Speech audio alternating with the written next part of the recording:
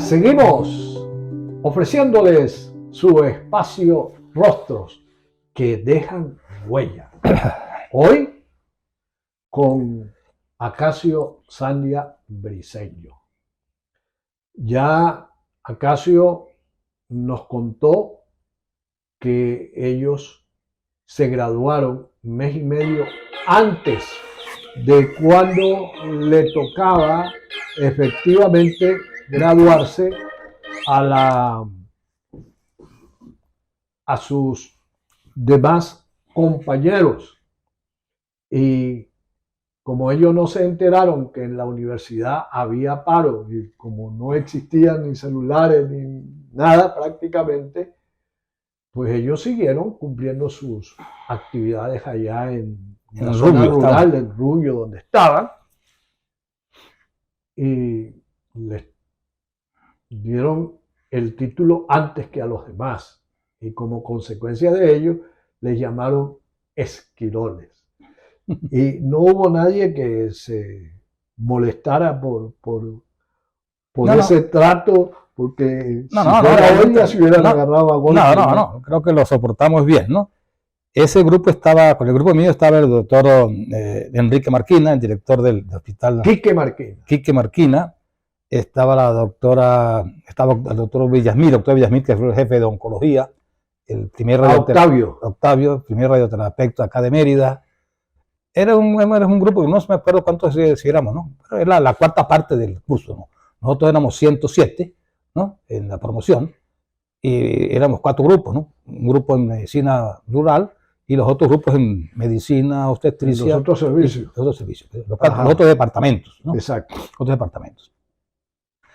Después de esto, nosotros al año siguiente había el concurso para médicos internos del hospital, ¿no?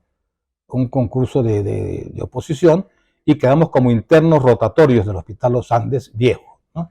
Ahí uno tenía que rotar por medicina, por pediatría y por cirugía.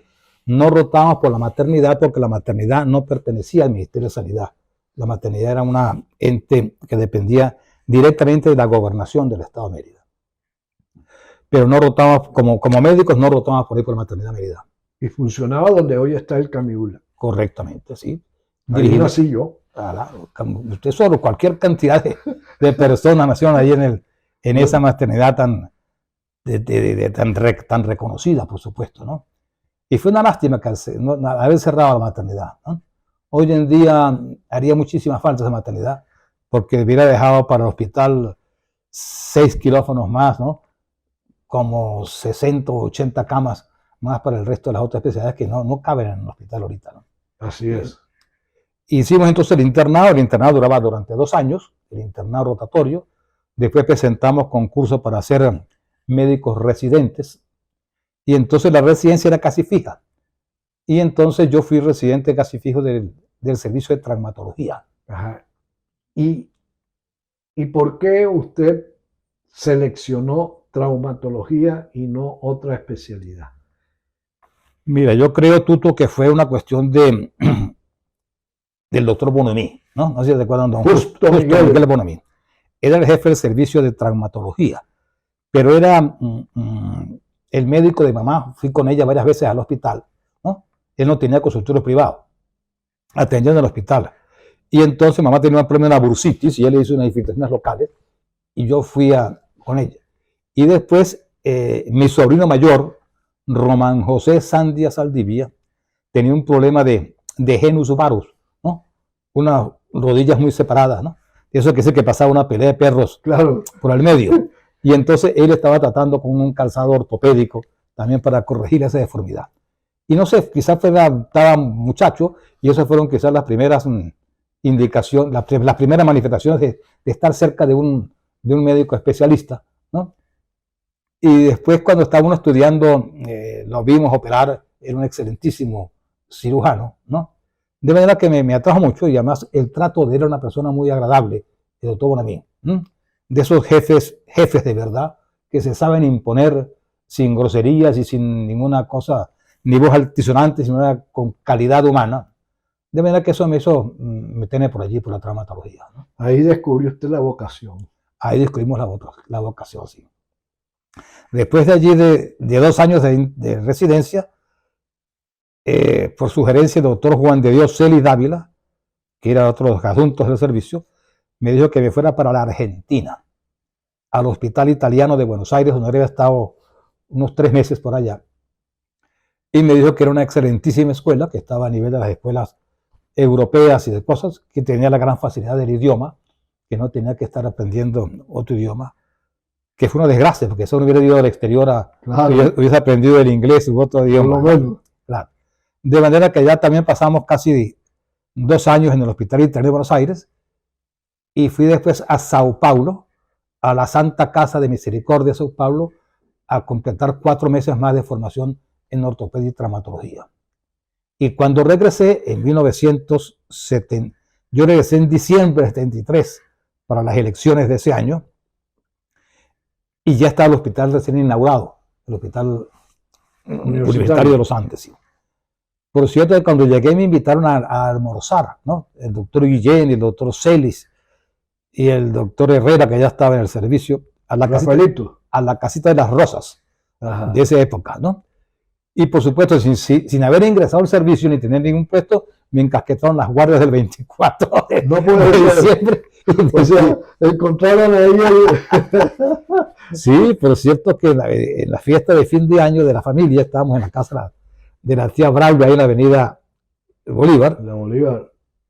Y yo estaba de guardia del hospital, pues así, impuesto, yo ni siquiera era miembro del personal del hospital, no había ingresado al hospital todavía, ni a la universidad. Y me acuerdo que estaba Teresita embarazada de mi hija, de María Virginia, y tuve que acompañarme a ella al hospital embarazada, a ayudarme a una cirugía de la mano de le había explotado un mortero, que era muy típico eso, que claro, en diciembre, le haría el mortero en la mano.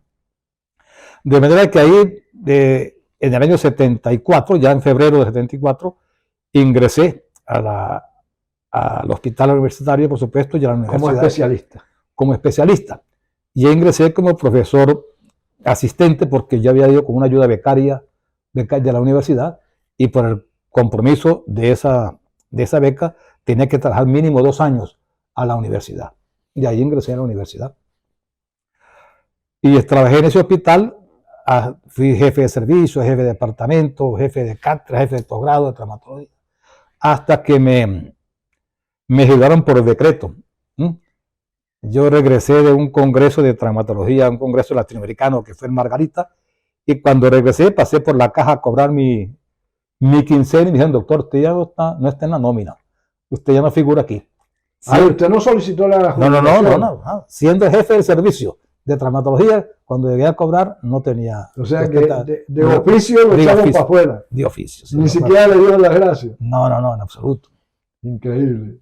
Era un servicio que era modelo en el hospital, era el servicio que más rendía, porque habíamos hecho una fundación de ayudas a la unidad de traumatología, y entonces teníamos lencería propia, ¿no?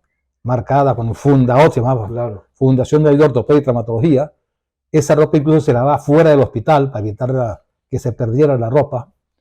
Había conflictos con el personal, por supuesto, de camareras y tal, que no aceptaban el guardar la ropa aparte para esperar que llegara la lavandería privada a buscar Pero al final, como te entendieron de que era en beneficio de los pacientes.